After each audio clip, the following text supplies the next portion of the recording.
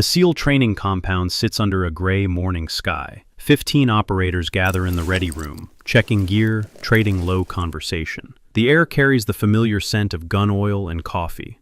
Rear Admiral Thomas Keller stands at the front of the room, his 5 stars catching the fluorescent light.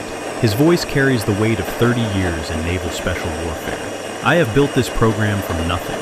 Every record, every success, every body that comes home breathing instead of in a bag. That is my legacy. He pauses, scanning the room. And I will not let some pencil-pushing civilian with a clipboard tell me how to run my house. The door opens. A woman walks in, mid-30s, no uniform, no rank insignia, no unit patch. She wears simple civilian clothes, dark slacks, a long-sleeved navy shirt. She carries a tablet and moves with the kind of economy that comes from years of deliberate practice. Cora Whitmore finds a seat in the back corner, without acknowledging anyone.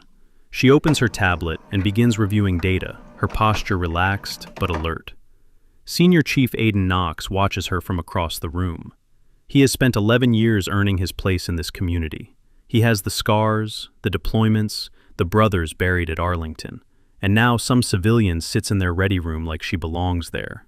He nudges the operator next to him. "Who let the tourist in?" Laughter ripples through the group. Keller notices the disruption and follows their gaze to Cora. His expression flickers, something between recognition and warning, before settling into practice neutrality. "That would be our new risk assessment consultant," he says. "Apparently someone in Washington thinks we need supervision." More laughter, louder this time. Knox stands and walks toward Cora's corner. His teammates watch with grins, already anticipating the show. He stops directly in front of her, blocking the light. "Hey!" She looks up from her tablet. Her eyes are calm, steady, the eyes of someone who has made decisions that cost lives and learned to live with the weight.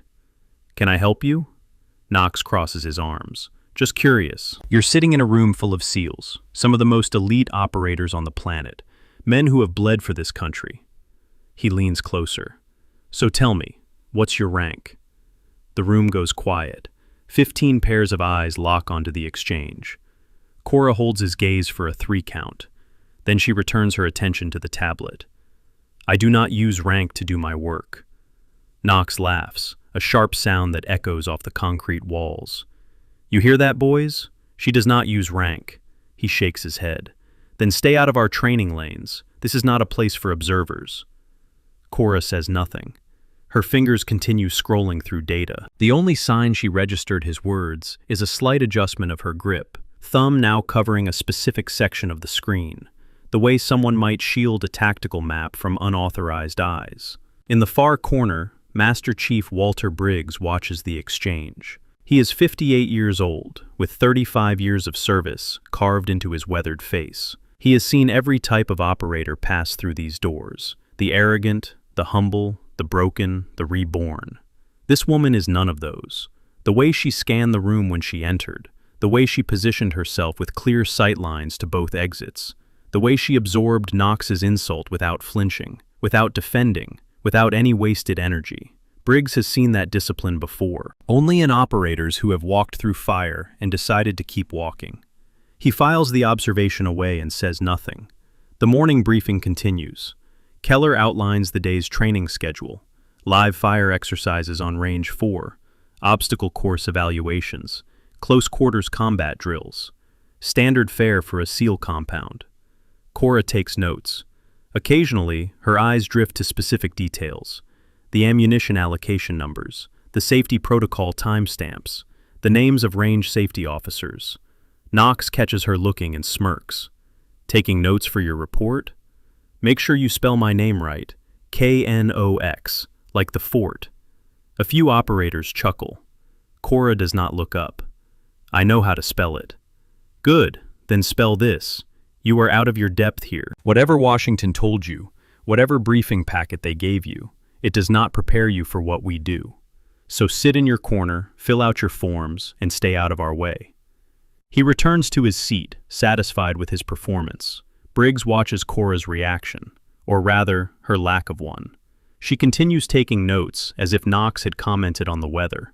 No tension in her shoulders, no tightening of her jaw, no defensive posture. That kind of control is not learned in a classroom. The briefing ends. Operators file out toward the armory. Cora remains seated, reviewing her tablet for another 30 seconds before standing and walking toward the door. Keller intercepts her. "Miss Whitmore." His voice is pleasant, controlled. "A word?" She stops, waits. "I want you to understand something." He steps closer, lowering his voice. "This program has a perfect safety record. Perfect. Do you know how rare that is in special operations training? I have reviewed the records. Then you know there is nothing for you to find here. Whatever concerns prompted this oversight, they are unfounded." Cora meets his eyes. "I am simply here to observe and assess. Standard procedure." "Of course." Keller smiles, but it does not reach his eyes. "Standard procedure. Just remember, these men trust me with their lives. I have earned that trust over decades. You are a guest here. Act accordingly." He walks away before she can respond. Cora watches him go. Her expression remains neutral, but something shifts behind her eyes. A calculation, a reassessment, a piece sliding into place on a board only she can see. If you are wondering why she stayed silent through all of that, hit that like button and subscribe right now, because what happens next changes everything. Range 4 stretches across 200 meters of carefully maintained desert terrain. Steel targets dot the landscape at varying distances. The morning sun has burned off the earlier clouds, leaving sharp shadows and clear sight lines. Knox and his team take positions on the firing line. Each operator carries a customized rifle, worn smooth in the places where hands have gripped through thousands of hours of training and combat. The range safety officer, Lieutenant Commander Derek Shaw, stands at the control station. He is 40 years old, lean, with the perpetual tan of someone who spends most of their life outdoors. He is also, according to his personnel file, one of Admiral Keller's most trusted subordinates. "Range is hot," Shaw announces over the speaker system. "Standard qualification protocol. Fire on my command." Cora stands 30 meters behind the firing line, tablet in hand. She is close enough to observe but far enough to avoid interfering. Shaw had made a point of positioning her there, citing safety regulations. The first volley echoes across the range. Brass casings arc through the air, catching sunlight before hitting the ground. Downrange, steel targets ring with impacts. Knox fires in smooth, controlled bursts. His groupings are tight, professional, the product of a decade of refinement. He does not need to look to know his scores will be among the highest. Cora is not watching the shooters. Her eyes are fixed on the wind indicators along the range, small flags positioned at 25, 50, and 100 meters. Something about their movement does not match the conditions she observed during her walk from the ready room. She pulls up the range's environmental data on her tablet. Wind speed, 6 knots from the northeast. She looks at the flags again. They are indicating 12 knots from the east-southeast. The simulated wind system is not calibrated correctly. At 50 meters, the discrepancy is negligible. At 100 meters, it starts to matter. At 150 meters and beyond, it could shift around several inches off target. Enough to miss a target, enough to hit something else. Cora moves toward the control station. Shaw sees her approaching and holds up a hand. "Ma'am, you need to stay in the designated observation area. Your wind simulation is running 12 degrees off true." Shaw's expression hardens. "Excuse me?" The flags at 100 meters indicate east-southeast at 12 knots. Actual conditions are northeast at 6. Your simulation system is miscalibrated. I have run this range for 8 years. I think I know. Stop the exercise. Her voice carries across the firing line. Not loud, but sharp, commanding. Knox pauses mid-reload. Other operators turn to look. Shaw's face flushes red.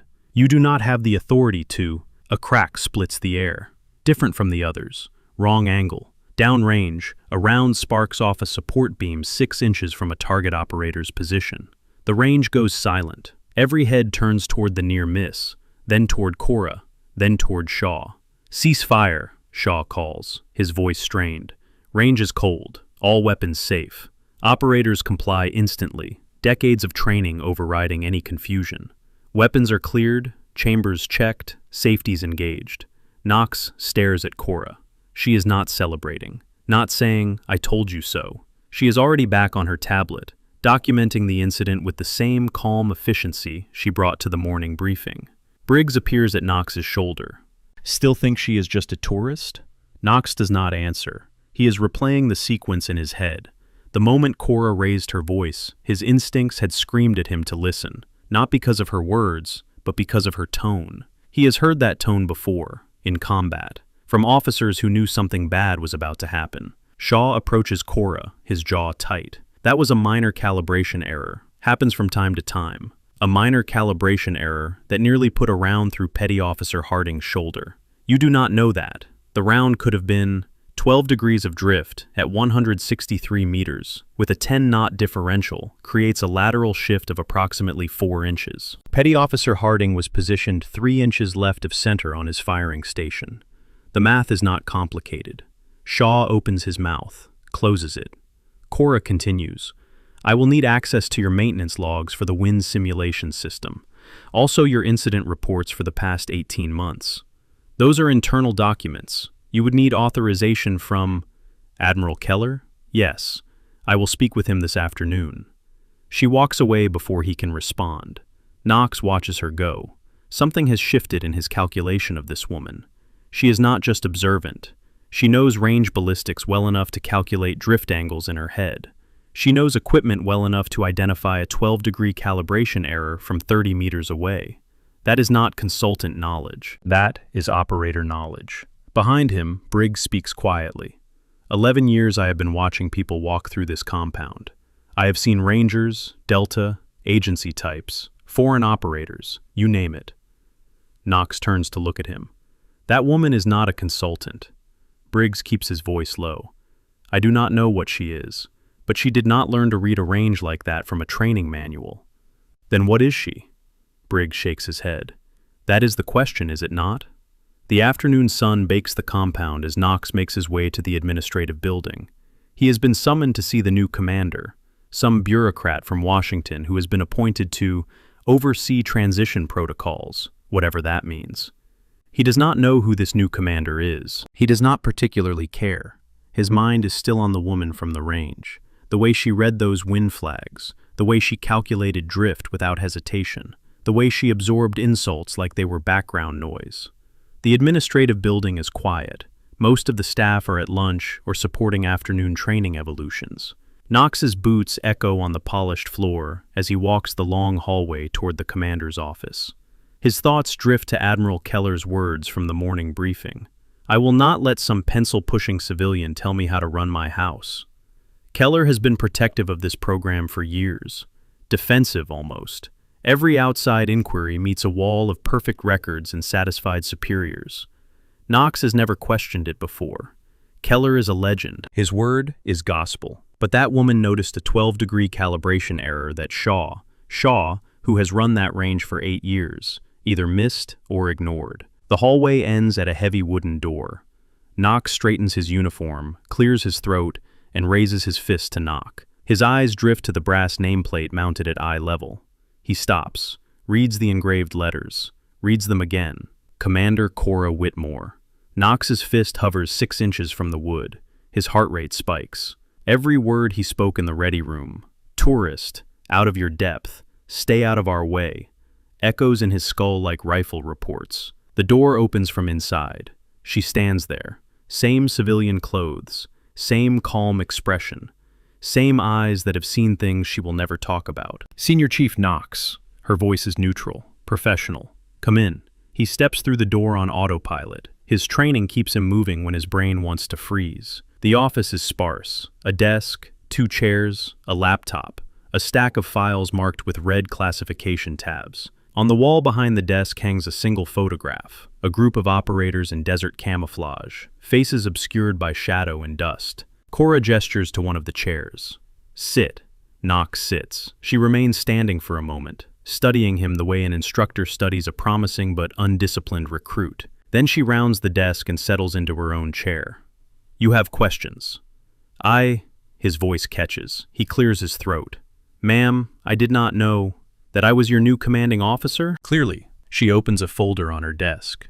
I have read your service record, Senior Chief. 11 years, 4 deployments, Bronze Star with Valor, Purple Heart, exemplary fitness reports.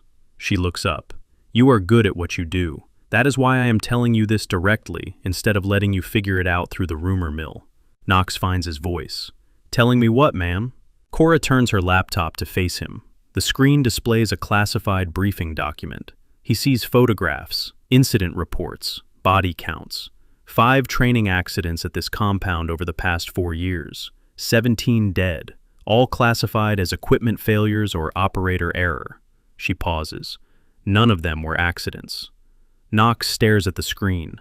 Names he recognizes, faces he knew. Men who came home in boxes while admirals gave speeches about acceptable risk and the cost of excellence. Someone is killing operators during training exercises, and someone in this chain of command is covering it up. The words hit Knox like a physical blow. That is, ma'am, that is a serious accusation. It is not an accusation. It is a preliminary finding based on 18 months of investigation. Investigation? Knox's mind races. You have been investigating this for 18 months? As a commander? Cora's expression does not change.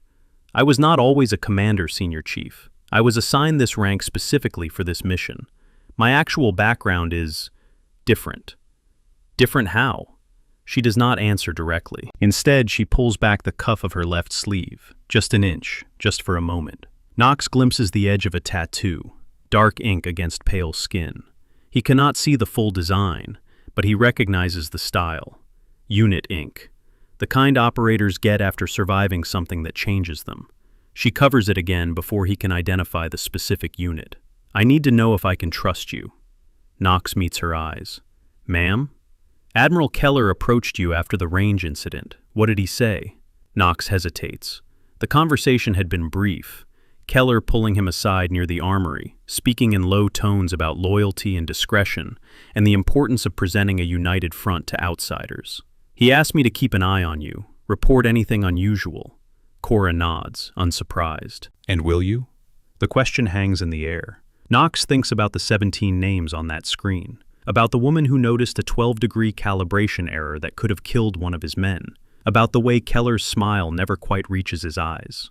No, ma'am, I will not. Good. She closes the laptop. Because tomorrow morning, someone is going to try to kill more of your operators, and I need your help to stop them. Knox just learned the truth, but he is about to face an impossible choice, his admiral or his conscience. Comment below, what would you do in his position? The evening settles over the compound like a held breath. Knox sits in his quarters, staring at the wall, processing the impossible. Commander Whitmore had given him 2 hours to decide. 2 hours to reconcile 11 years of loyalty to a system with the possibility that the system had been murdering his brothers. He thinks about Petty Officer First Class James Rourke. Training accident. Faulty rappelling equipment. Knox had been on the range that day. He heard the snap of the line. Saw Rourke fall 70 feet onto concrete. Equipment failure, they said. Manufacturer defect. He thinks about Chief Warrant Officer Nathan Cole. Live fire exercise. Negligent discharge from a malfunctioning weapon. The round had taken him through the neck. He bled out before the medics could reach him. Operator error, they said. Improper maintenance. He thinks about the others, the names he had memorized and then tried to forget, the faces that visited him in dreams. 17 men. 17 accidents, all under Admiral Keller's command. Knox's phone buzzes, a text from an unknown number. Meeting room B, 20 minutes, come alone. He stares at the message. It is not from Whitmore. She would have used official channels. It is not from Keller. He would have summoned Knox directly. Someone else wants to talk. Knox pockets the phone and heads out. Meeting room B is in the older section of the compound, away from the main administrative building. The hallway lights flicker. Maintenance has been complaining about the wiring for months. Knox pushes open the door. Lieutenant Commander Shaw stands by the window, silhouette sharp against the fading daylight. Close the door, Senior Chief. Knox complies. Sir. Shaw turns. His expression is different from the range. The arrogance is gone, replaced by something harder, more desperate. I know Whitmore talked to you. I know she showed you the files. Knox says nothing. She is going to destroy everything. You understand that? Keller has built this program into the best special operations training facility in the world. She is going to tear it apart over some statistical anomalies. 17 dead is not a statistical anomaly, sir. Shaw's jaw tightens. Accidents happen in this line of work. You know that better than anyone. We push men to their limits. Sometimes they break. The wind calibration on range 4 was not an accident. Silence. Shaw's hand drips toward his sidearm. A small movement, barely noticeable. Knox notices. I am not your enemy, Shaw. Then prove it.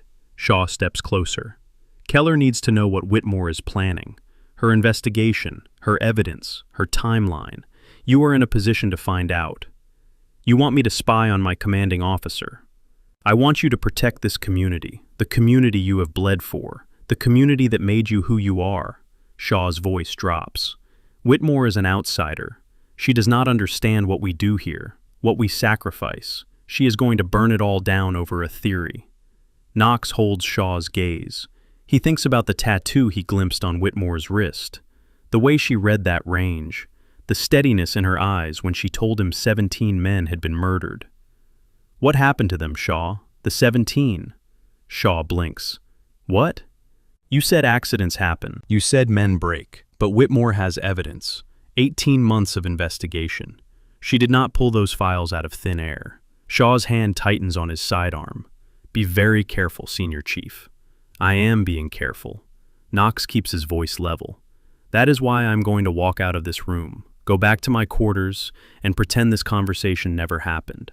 And you are going to take your hand off your weapon before I decide to report this meeting through official channels. The two men stare at each other. Seconds stretch into eternity. Shaw's hand moves away from his sidearm. You are making a mistake, Knox. Maybe. Knox opens the door. But it will be my mistake to make. He walks out without looking back. The night passes without incident. Knox does not sleep. At 0500, his phone buzzes. Official channels this time. Commander's office. Immediate. Knox dresses and makes his way through the pre-dawn darkness. The compound is quiet. Most operators are still in their racks, preparing for another day of training. Whitmore is waiting when he arrives. She is not alone. Master Chief Briggs stands by the window, arms crossed. His weathered face is grim. Close the door, Senior Chief. Whitmore's voice is tight. We have a problem. Knox complies. Ma'am? Shaw visited you last night. It is not a question. Yes, ma'am. He made you an offer. Spy on me. Report to Keller. Protect the program. Knox hesitates. How did you? Because he made the same offer to 3 other operators. Whitmore pulls up a tablet. All of them reported to me within the hour. Shaw is not subtle. Briggs speaks for the first time. What he is desperate. Keller knows we are closing in. He is trying to build a network of informants before Whitmore can lock down the evidence. What evidence? Knox asks. You mentioned an investigation. 18 months. What did you find? Whitmore exchanges a look with Briggs. Some silent communication passes between them. I found a pattern, she says finally. Every training accident occurred during exercises supervised by Shaw or one of 3 other officers, all of whom report directly to Keller. Every piece of malfunctioning equipment was inspected by the same maintenance chief, Chief Petty Officer Bryce Holt, who also reports to Keller. She pulls up a diagram on her tablet. Lines connect names, dates, incidents. I found financial records, payments routed through shell companies to offshore accounts. The amounts correlate with insurance payouts from the Navy's Training Accident Compensation Fund. Knox feels sick. They were killing operators for money? Not just money, Whitmore's voice hardens. Keller is positioning himself for promotion, Vice Commander of Pacific Fleet. Every safety record, every performance metric, every training milestone, they all look perfect on paper. The accidents are statistical noise, unfortunate but unavoidable. But if anyone looked deeper, no one did. Until me. Briggs steps forward. 6 years ago, I raised concerns about the accident rate. Informal channels. I thought someone would listen. His jaw tightens. 3 days later, my son was killed in a training exercise. Rappelling accident. Same facility that killed Rourke. Knox stares at him. Your son? Petty Officer 2nd Class Michael Briggs. He was 24 years old. Briggs's voice does not waver, but his eyes are ancient. They told me it was equipment failure. I knew better, but I had no proof, and Keller had 30 years of credibility. So you waited, Knox says slowly. You stayed in, kept watching, kept documenting, until Commander Whitmore arrived. Briggs nods toward her. She is not just a commander, Knox. She is the proof I have been waiting for. Knox turns to Whitmore. The tattoo, the one you showed me, what unit? Whitmore meets his eyes. For a long moment, she says nothing. Then she pushes up her sleeve, revealing the full design. Knox recognizes it instantly. Every operator does. That is impossible, he whispers. Improbable, Whitmore corrects. Not impossible. The tattoo marks her as a member of a unit that officially does not exist. A unit whose operators are listed as civilian contractors, whose missions are never recorded, whose names appear only in files that are burned after reading. I signed safety waivers for one of those accidents, she says quietly, 4 years ago. I was the officer of record for a training evolution that killed 6 men. Equipment failure, they said. I knew something was wrong, but I could not prove it. I carried that guilt for 2 years before I found evidence that the failure was deliberate. She lowers her sleeve. I have spent the last 18 months building a case. Keller does not know who I am or what I can access. He thinks I am a bureaucrat playing commander. That is exactly what I need him to think.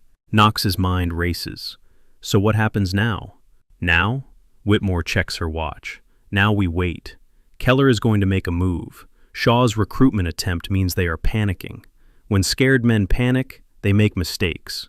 What kind of move? Briggs answers. The kind that ends with bodies. They cannot afford to let Whitmore's investigation reach completion. They will try to create another accident, except this time, they will make sure it takes out anyone who knows too much. You mean us? Whitmore nods. Today's training schedule includes a live fire exercise on Range 4. Shaw is the supervising officer. Holt inspected the ammunition this morning. Knox feels cold. They are going to sabotage the exercise. They are going to try.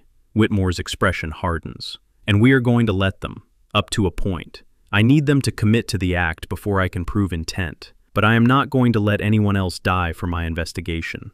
She pulls up a tactical display on her laptop. Here is what we are going to do. The briefing takes 40 minutes. When it is finished, Knox has a new understanding of the woman who sits behind that desk, her capabilities, her resources, her willingness to risk everything for justice that is 6 years overdue. He also has a mission. Senior Chief. Whitmore stops him at the door. One more thing. He turns. Shaw was right about one thing. I am an outsider. I do not belong to your community. I never will. She pauses. But those 17 men, they were your brothers. This is not my fight. It is yours. I am just the weapon you needed to win it. Knox considers her words. Then he nods. Understood, ma'am. And ma'am? Yes? For what it is worth. You may not belong to our community, but after today, you will have earned a place in it. He walks out before she can respond. The morning sun rises over Range 4. Operators assemble on the firing line, unaware of the danger coiled beneath the surface of a routine training day. Knox takes his position, checks his weapon, scans the range for the signs Whitmore taught him to look for. Shaw stands at the control station, calm and professional. Holt hovers near the ammunition supply point, clipboard in hand. Everything looks normal. Everything feels wrong. Knox catches Briggs's eye across the line. The Master Chief gives a nearly imperceptible nod. They are ready. Range is hot, Shaw announces over the speaker. Standard qualification protocol. Fire on my command. Knox raises his weapon. His finger rests alongside the trigger guard.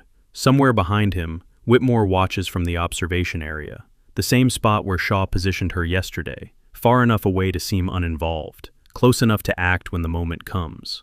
The first volley begins, and everything Knox thought he knew about loyalty, duty, and honor is about to be tested in ways he never imagined. The first volley cracks across Range 4. Brass casings spin through morning light. Downrange, steel targets ring with precision impacts. Knox fires in controlled bursts, but his attention is split. Every few seconds, his eyes drift to the wind indicators, to Shaw at the control station, to Holt near the ammunition supply point. Whitmore's briefing plays in his head. Watch for the calibration shift. It will come during the long-range phase. They need plausible deniability, a round that drifts off target, an operator caught in the wrong position, another tragic accident. The first phase ends. Operators reload. Shaw announces the transition to long-range engagement. Moving to 150-meter targets, adjust your optics accordingly. Knox makes the adjustment. His peripheral vision catches Holt moving toward the control station, clipboard tucked under his arm. The man exchanges a few words with Shaw. Both glance toward the firing line, toward Knox specifically. He keeps his expression neutral. Whitmore warned him they might suspect something. Shaw's failed recruitment attempt last night would have raised flags. They know Knox did not take the bait, which means they might have adjusted their plan. Range is hot, Shaw calls. Fire when ready. Knox raises his rifle, sights the target. His finger moves to the trigger. The wind flags shift, not gradually the way they should when conditions change. Abruptly, all at once. The simulation system kicking into a new setting. Knox checks his mental calculation. The flags now indicate 15 knots from the south-southwest. But the actual wind, he can feel it on his face, is still coming from the northeast at 6 knots, a 20-degree differential. At 150 meters, that kind of drift could push a round almost 8 inches off target. He looks down the line. Petty Officer Harding is positioned 2 stations to his left. Beyond Harding, the line curves slightly, an artifact of the range's original design that puts the last 3 firing positions at an oblique angle to the target array. If someone miscalculates their windage adjustment based on the false flag readings, their round could drift far enough to reach those oblique positions, far enough to hit another operator. Knox lowers his weapon. "Cease fire," he calls out. "Something is wrong with the—" "Belay that," Shaw cuts in over the speaker. His voice is sharp, commanding. "Continue the exercise. Knox, see me at the control station." The other operators hesitate. Military discipline wars with instinct. Shaw outranks Knox. The chain of command is clear. But Briggs does not resume firing. Neither does Harding. One by one, other operators lower their weapons, looking between Knox and the control station. Shaw's face darkens. "I said continue the exercise. That is a direct order." "Sir." Knox keeps his voice level. The wind simulation is showing a 20-degree variance from actual conditions. At this range, that creates an unacceptable drift margin. We need to recalibrate before. The calibration is fine. I checked it myself this morning. Then check it again. Sir. The challenge hangs in the air. Shaw's hand moves toward his sidearm. The same gesture Knox noticed last night. From the observation area, a new voice cuts through the tension. "Lieutenant Commander Shaw." Whitmore's tone carries the unmistakable weight of command authority. "Step away from the control station." Shaw spins toward her. "You have no authority here. This is my range. This is my compound." Whitmore walks forward, each step deliberate. "As of 0600 this morning, I assumed full operational command of this facility, under direct orders from NAVSPEC WARCOM. Your range, your personnel, and your equipment are now under my jurisdiction." She stops 10 feet from Shaw, close enough to assert dominance, far enough to react if he does something stupid. "I am ordering you to step away from the control station and submit to questioning regarding the manipulation of safety equipment on this range." Shaw's face cycles through emotions: shock, anger, calculation, fear. His hand hovers near his weapon. "This is insane. You cannot just—" "Chief Petty Officer Holt." Whitmore does not look away from Shaw. "Step forward." Holt freezes near the ammunition point. His clipboard clatters to the ground. "I have reviewed the maintenance logs for this range's wind simulation system. Your signature appears on every calibration record for the past 3 years, including the calibration performed this morning, the one that introduced the 20-degree variance that you failed to report." Holt's face goes pale. "I do not know what you are talking about. The system was deliberately miscalibrated to create conditions that would cause rounds to drift into occupied firing positions." Whitmore's voice hardens. "The same pattern that occurred in 7 of the 17 training fatalities I have been investigating for the past 18 months. Silence falls over the range. Operators stare at Holt, at Shaw, at the woman who just accused their superiors of murder. Shaw makes his decision. His hand closes on his sidearm. He draws. Knox is faster. 11 years of training compress into a single moment. He crosses the distance in 3 strides, catches Shaw's wrist before the weapon clears the holster, applies pressure to the nerve cluster that forces fingers to open. The pistol drops to the dirt. Shaw swings with his free hand. Knox blocks, redirects, uses Shaw's momentum to spin him off balance. A hip turn, a controlled descent, and Shaw is face down on the ground with his arm locked behind his back. The entire sequence takes less than 4 seconds. "Stay down," Knox says quietly. It is over. Holt tries to run. Briggs intercepts him before he takes 3 steps, one weathered hand closing on the younger man's collar like a vice. "Going somewhere, Chief?" Whitmore surveys the scene with cold satisfaction. She pulls a radio from her belt. "Control, this is Commander Whitmore. Execute Contingency Alpha. Secure all exits. No one leaves this compound until I authorize it." The radio crackles acknowledgement. She turns to the assembled operators, still frozen on the firing line. "What you just witnessed was the attempted sabotage of a live fire exercise. Lieutenant Commander Shaw and Chief Petty Officer Holt are under arrest pending investigation into 17 counts of negligent homicide." She pauses, letting the words sink in. "I know you have questions. I know this challenges everything you believed about the chain of command at this facility. But I need you to trust me for the next 12 hours. Can you do that?" Silence. Then Harding speaks. "Ma'am, you said 17 counts. That is correct. Rourke was one of them, was he not?" Whitmore meets his eyes. Petty Officer First Class James Rourke. April 14th, 2 years ago. Rappelling exercise. His equipment was deliberately weakened by Chief Holt the night before. Harding's jaw tightens. He looks at Holt, still pinned under Briggs's grip. "Rourke was my teammate, my friend." His voice shakes. He had a daughter. She was 3 years old. He takes a step toward Holt, then another. Whitmore moves into his path. "Petty Officer Harding, stand down. He killed my friend, and he will answer for it, in a court of law, with evidence, with testimony, with a conviction that sticks." She holds his gaze.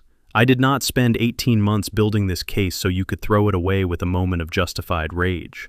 Rourke deserves better than that. His daughter deserves better." Harding stops. His hands are shaking. Tears cut tracks through the dust on his face. "You promise? You promise he pays?" "I promise." Whitmore's voice softens. "Every single one of them pays, starting today." The moment stretches. Then Harding steps back, returns to his position on the line. The crisis passes. Whitmore turns to Knox, still restraining Shaw on the ground. "Nice work, Senior Chief." Knox looks up at her. "Just following orders, ma'am." "No." A ghost of a smile crosses her face. "You were protecting your brothers. That is not the same thing." She reaches down and pulls Shaw to his feet. His face is a mask of fury. "You have no idea what you have done," he spits. "Keller will destroy you. He has connections you cannot imagine. Senators, admirals, the secretary himself. You are finished." Whitmore leans close. Her voice drops to a whisper that only Shaw and Knox can hear. "Keller was arrested 45 minutes ago at his residence in Virginia Beach. Naval Criminal Investigative Service. 20 agents, full tactical entry." She pauses. "He did not even have time to delete his files." Shaw's face crumbles. "It is over," Whitmore says. "It has been over since the moment I walked into that ready room yesterday morning. You just did not know it yet." She hands Shaw off to 2 operators who have moved forward to assist. "Take him to holding. Separate cells for him and Holt. No contact with anyone until NCIS arrives." The operators comply. Shaw and Holt are escorted away, their careers and freedom evaporating with each step. Whitmore watches them go. Then she turns to address the assembled personnel. "I owe you an explanation. Several explanations, actually." She takes a breath. "But first, I want to acknowledge something. Yesterday morning, Senior Chief Knox asked me a question that many of you were probably thinking." She looks at Knox. "He asked me what my rank was, and I told him I do not use rank to do my work." A murmur ripples through the group. That was not entirely true. The truth is more complicated. She pushes up her left sleeve, revealing the tattoo in full. Briggs inhales sharply. Several operators exchange glances of recognition. 6 years ago, I served with a unit that officially does not exist. We operated under civilian cover, conducted missions that never appeared in any briefing packet, and answered to people whose names I still cannot speak aloud. She lowers her sleeve. 4 years ago, I signed safety waivers for a training evolution at this facility, an evolution that killed 6 men under my command. I was told it was equipment failure. I accepted that explanation because I trusted the system. Her voice hardens. I was wrong. Those men were murdered, and I have spent every day since then building the case that will bring their killers to justice." She scans the assembled faces. Admiral Keller ran this operation for almost a decade. He used training accidents to eliminate operators who asked too many questions, to silence witnesses, to create a perfect safety record on paper while bodies piled up in reality. He funneled insurance payouts through shell companies. He bought loyalty with promotions and silenced dissent with threats. Whitmore pauses. He thought he was untouchable. He thought his connections would protect him. He thought wrong. The weight of her words settles over the range like a physical force. Over the next several weeks, NCIS will conduct a full investigation. Many of you will be interviewed. Some of you may face difficult questions about what you saw, what you suspected, what you chose not to report. Her gaze sweeps across the group. I am not here to judge those choices. I am here to ensure that no one else dies because of them. She straightens. Effective immediately, this facility is under new operational protocols. All training exercises are suspended pending safety review. All personnel are restricted to base until cleared by NCIS. All communications are monitored. A hand rises. Harding. "Ma'am, what about the families? Rourke's daughter? The others?" Whitmore nods. "Notification teams are being assembled as we speak. Every family will receive a full briefing within 72 hours. They will learn the truth about how their loved ones died. And they will receive the compensation they should have gotten years ago." Harding's shoulders drop slightly. Relief, grief, closure beginning its long work. Any other questions? Silence. "Then you are dismissed. Return to your quarters. Await further instructions." The operators disperse slowly, processing the impossible revelations of the past hour. Knox remains behind, watching Whitmore as she oversees the evidence collection on the range. Briggs joins him. "Hell of a morning." Knox nods. "Hell of a morning." They stand in silence for a moment. Then Briggs speaks again. "My son would have liked her. Michael always said the system was broken, that someone needed to tear it down and rebuild it."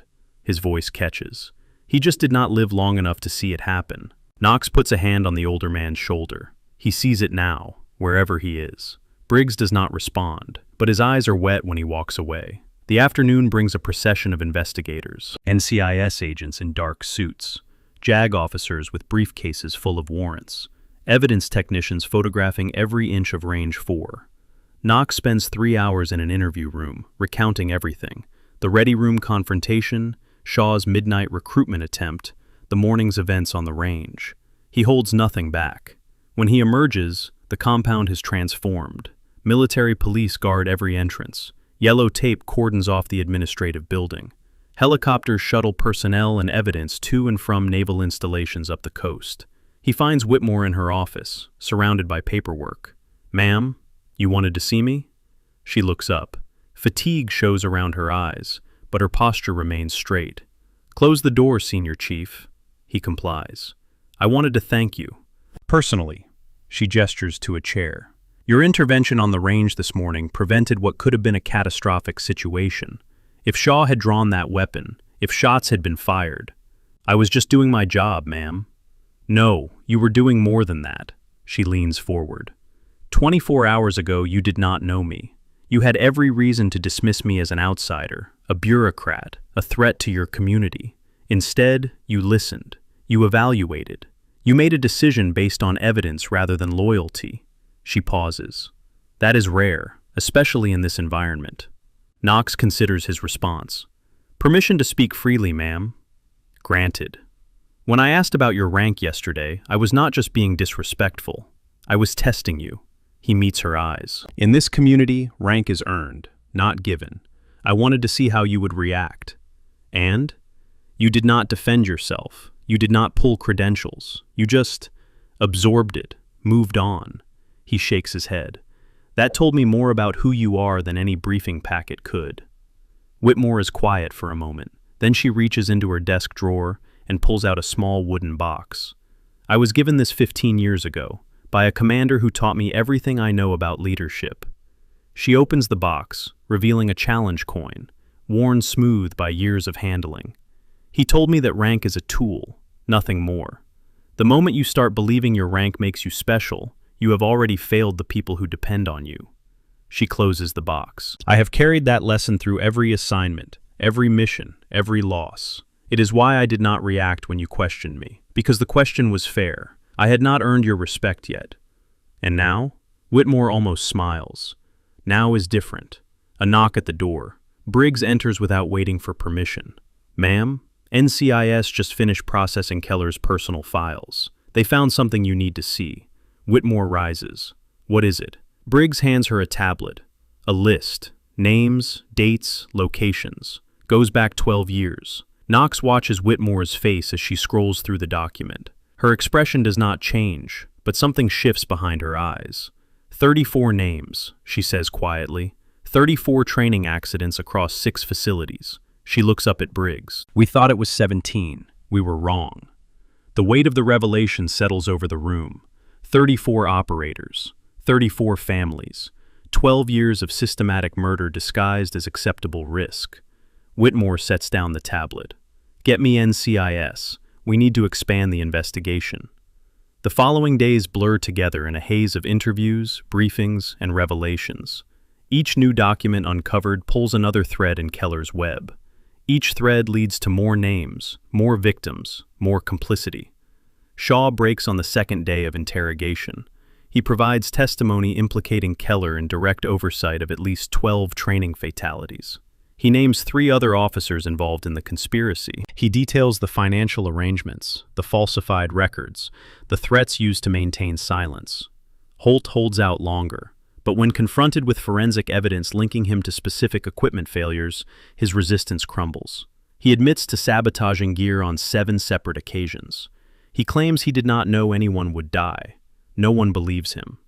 Keller refuses to speak. His lawyers file motion after motion, attempting to suppress evidence, challenge jurisdiction, delay proceedings. None of it works.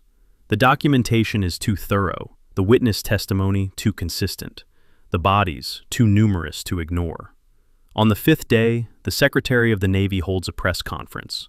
He acknowledges systemic failures in training safety oversight. He announces a comprehensive review of all special operations facilities. He promises accountability. He does not mention Keller by name, but everyone knows. Knox watches the press conference from the compound's recreation room, surrounded by fellow operators. The mood is somber. Vindication mixed with grief. Justice arriving too late for the men who needed it most. Harding sits beside him, staring at the screen. 3 years, he says quietly. 3 years I thought Rourke's death was an accident. 3 years I blame myself for not checking his equipment, for not being there when the lines snapped. Knox does not respond. There are no words for this kind of wound. She gave me that time back. Harding's voice cracks. Whitmore, she gave me back 3 years of guilt that was never mine to carry. On the screen, the secretary finishes his statement. Reporters shout questions. The feed cuts to analysis. Knox rises and walks outside. The evening air carries the scent of salt and engine exhaust. He finds Whitmore standing near the main gate, watching the sunset paint the sky in shades of orange and red. Ma'am? She turns. Senior Chief, enjoying the show? Not particularly. He joins her at the fence. You are leaving tomorrow. Word travels fast. Small compound. He pauses. Where will you go? Whitmore is quiet for a moment. There is another facility, different coast, similar problems. She shrugs. The work continues. Always another mission. Always. She looks at him. What about you? Command has offered you early promotion. Accelerated path to Master Chief. You could be running your own team within 2 years. Knox considers the offer. It is everything he once wanted. Recognition, authority, a chance to shape the next generation of operators. I turned it down. Whitmore raises an eyebrow. Why? Because I spent 11 years climbing a ladder that was built on lies. His jaw tightens. Keller promoted me. Keller signed my fitness reports. Keller gave me opportunities that other operators never received. And the whole time, he was murdering my brothers. He shakes his head. I need to earn it again, the right way, without his fingerprints on my record. Whitmore studies him for a long moment. Then she nods. That is the right answer. Is it? Yes. She turns back to the sunset. The hardest thing about this job is not catching the bad guys. It is not building cases or collecting evidence or testifying in court. The hardest thing is looking at your own career, your own accomplishments, and asking what parts were real. She pauses. You just did that, voluntarily, without anyone forcing you. A ghost of a smile crosses her face. That is rare. They stand in silence as the last light fades from the sky. Ma'am, one more question. Go ahead. The ready room, yesterday morning. When I asked about your rank, he hesitates. You knew who I was. You knew Keller had positioned me as a potential asset. Why did you let me challenge you like that? Whitmore considers the question. Because I needed to see how you would react when I did not fight back. Whether you would press the advantage or back off. Whether you would see weakness or patience. And what did I show you? Confusion. She almost smiles. Which told me you were not completely indoctrinated. You expected me to defend myself. When I did not, it disrupted your pattern, made you think. So the whole thing was a test.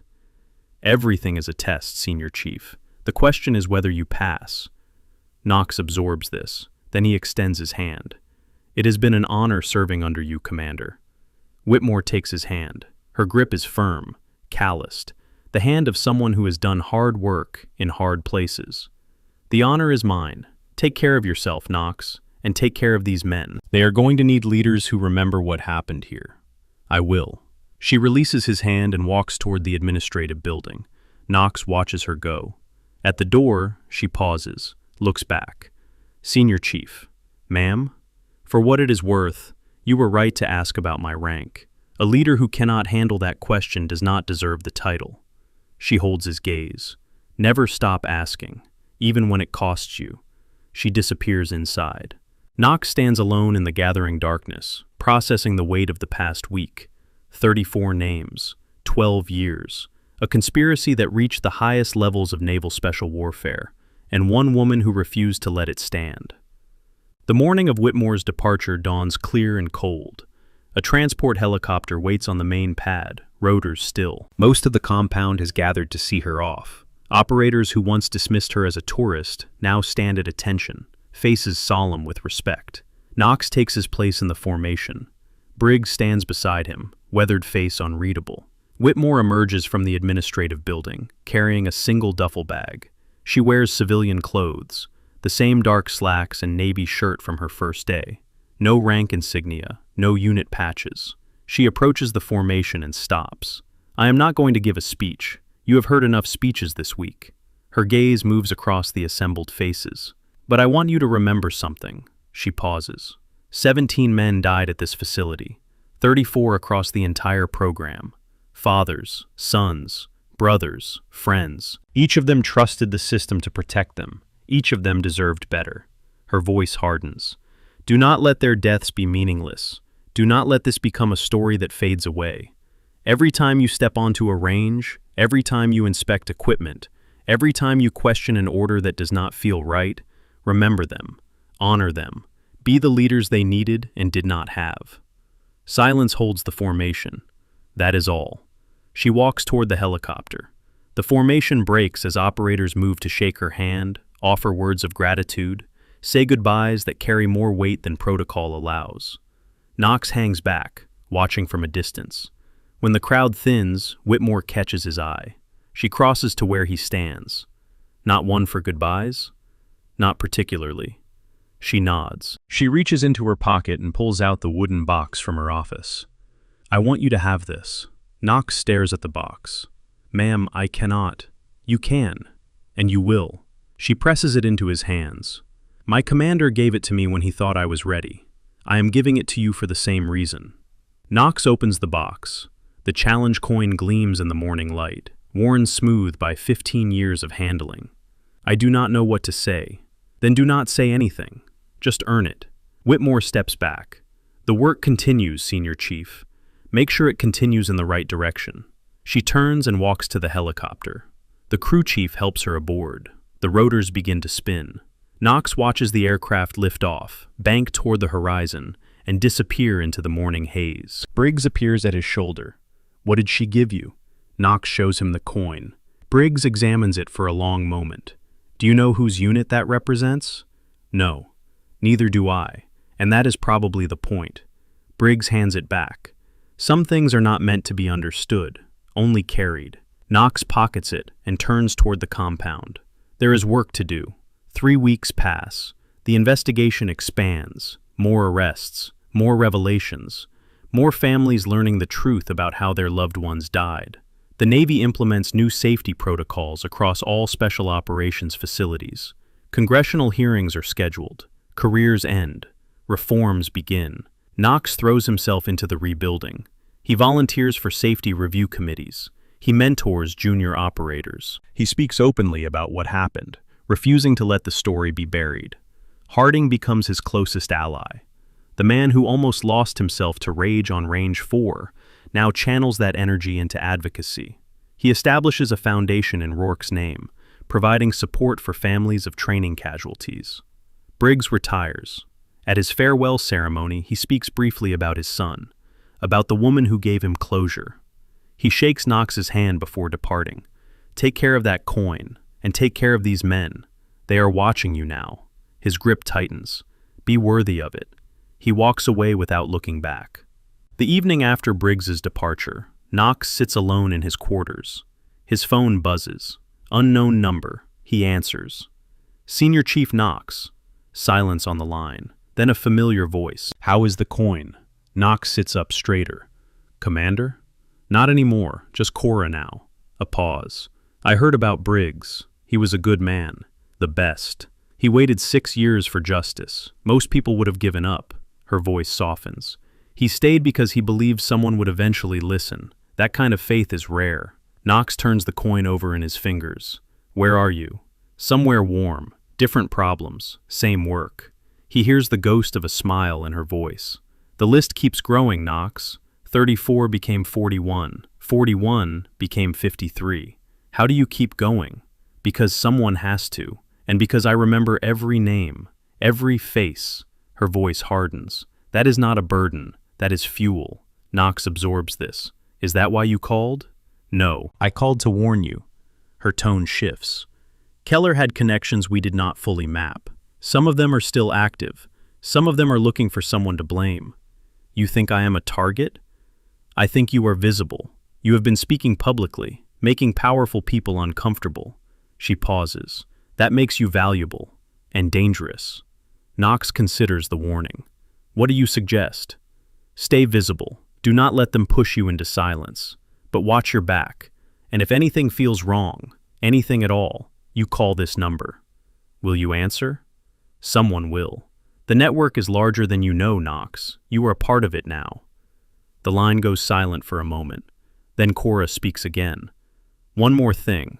Check your secure email. There is a file waiting for you. What kind of file? The kind that explains why I really came to your compound. Why I chose you specifically. Her voice drops. The truth is more complicated than I could explain in person. But you deserve to know it. Cora, read the file. Then decide what you want to do with the information. A final pause. I hope you choose wisely. The line goes dead. Knox opens his laptop and accesses his secure email. One new message. No sender. No subject line. He clicks it open. An hour later, he sits back, mind reeling. The file details a shadow war within naval special warfare. Not just Keller's conspiracy, but a larger network of corruption stretching across decades. Officers who rose to power by eliminating rivals. Training accidents used as assassination tools. Financial schemes laundering millions through military contracts. And at the center of it all, a name Knox has never heard before. Someone above Keller. Someone still in power. Someone who orchestrated the entire conspiracy from the beginning. A man who is currently serving as a civilian advisor to the Senate Armed Services Committee. The file ends with a single line. Tower 4 sends regards. Package 2 is active. Your move, Senior Chief. Knox closes the laptop. He looks at the coin in his hand. Some things are not meant to be understood, only carried. He pockets the coin and reaches for his phone. The work continues. The compound sleeps under a blanket of stars. Knox walks the perimeter. A shadow moves near the main gate. He tenses. Easy, Senior Chief. Harding steps into the light. Just me. Knox relaxes. What are you doing out here? Could ask you the same thing. Harding falls into step beside him. Listen, I wanted to thank you. For everything. You do not need to thank me. Yeah, I do. Harding stops walking. When Shaw and Holt were arrested, my first instinct was violence. You and the commander gave me something better than revenge. What is that? Purpose. Harding meets his eyes. The foundation, the advocacy work, helping other families find the closure I almost missed. He shakes his head. That is worth more than any punch I could have thrown. Knox puts a hand on his shoulder. Rourke would be proud. Maybe, but I am not doing it for him. I am doing it for the next Rourke, the operator who has not died yet, because we are fixing the system before it can kill him. He pauses. That is what she taught me. Whitmore. Justice is not about the past. It is about the future. Knox absorbs the words. Come on. He resumes walking. I will buy you coffee. They walk toward the mess hall, two operators carrying the weight of lessons learned and battles yet to come. The work continues. 1 month later. Knox stands before a congressional subcommittee in Washington. Camera flashes strobe against his dress uniform. Senior Chief Knox, the committee chairman leans into his microphone. You have provided this committee with extraordinary allegations. What evidence do you have to support your claims? Knox extracts a thick folder. Sir, I have documentation spanning 12 years. Financial records, communications, eyewitness testimony, forensic analysis of equipment failures, and the sworn statements of 11 operators who observed irregularities but were discouraged from reporting them. He pauses. And I have this. He holds up a challenge coin. This coin was given to me by Commander Cora Whitmore. Before that, it belonged to a commander who tried to expose this conspiracy 10 years ago and was silenced. The room goes quiet. Sir, I am here because 34 operators trusted a system that betrayed them, because the men who killed them are still in positions of power. His voice hardens. I am here because someone has to be, and because justice does not wait for convenient timing. The hearing continues for 6 more hours. Knox answers every question, names every name. When it ends, he walks out of the Capitol building into pale winter sunlight. His phone buzzes. Unknown number. Nice work. Cora's voice carries approval. How does it feel? It feels right. Good, because it is only the beginning. Tower 4 has more packages, more targets. And you want me involved. I want you to choose. No one forced me into this life. You deserve the same opportunity. Knox looks up at the Capitol dome. I already made my choice. I know. He can hear the smile in her voice. That is why I called. The line goes dead. Justice is patient, but it is also relentless. The work continues. 6 months later, the civilian advisor to the Senate Armed Services Committee is arrested at his home in Georgetown. 23 federal agents, full tactical entry. Knox watches the coverage from a bar in San Diego, surrounded by operators who have become brothers in a new kind of war. Harding raises a glass. To the commander.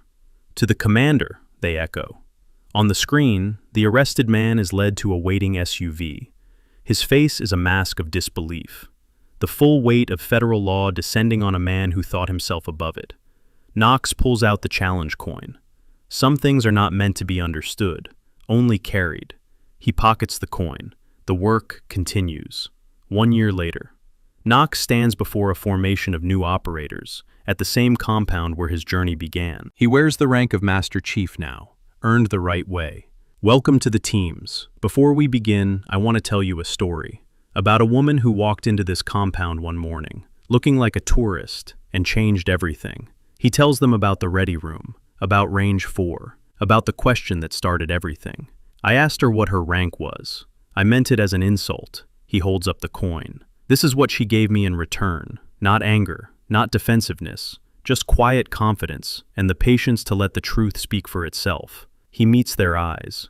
That is what I want you to learn. To be the kind of leader who earns respect instead of demanding it, who protects the people under their command instead of sacrificing them. He pockets the coin. Instructor team, take over. Knox turns and walks toward the administrative building. At the main entrance, he pauses, looks up at the door to what was once Whitmore's office. The nameplate remains. Commander Cora Whitmore. A reminder, a legacy, a promise kept. Knox touches the coin in his pocket one final time. Then he walks inside. The work continues. And somewhere, a woman reviews files for her next mission. She carries the weight of 53 names now. The list keeps growing, but so does the network of people fighting to shrink it. Justice is not loud, it is patient, and it never stops working. Never judge people by how they look. The quiet person might be the strongest person. Comment below what were your favorite part. If you like this story, please subscribe and hit the bell. See you in the next time.